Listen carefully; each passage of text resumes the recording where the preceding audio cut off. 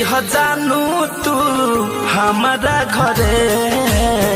महते यह जानू तू हमारा घरे साउंड रिकॉर्डिंग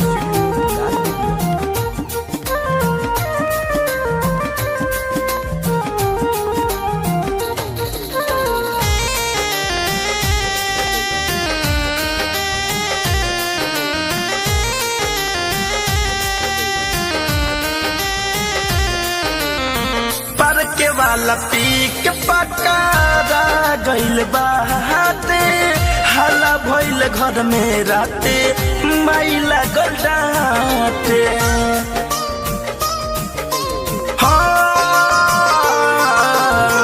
पर के वाला पी के पकारा गइल बाते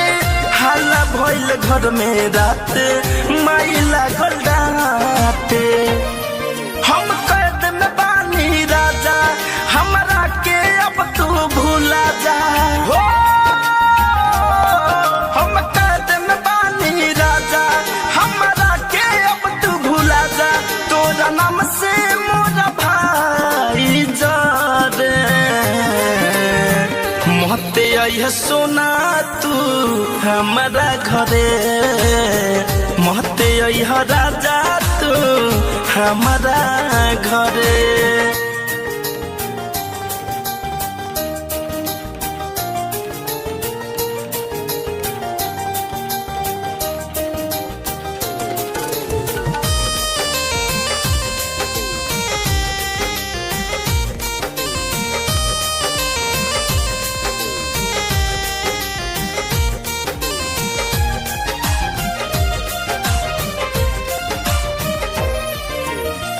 धरे कंधनंजय बात सुन महेश हो लगता कि अब तुझसे होई ना मिलन हो हाँ धरे कंधनंजय बात सुन राकेश हो लगता कि अब तुझसे होई ना मिलन हो सुन के दिल घबराता शादी ला दुल्हा खो जाता सुन के दिल घबराता शादी ला दुल्हा खो जाता सारा घर के लोग जुलुम करे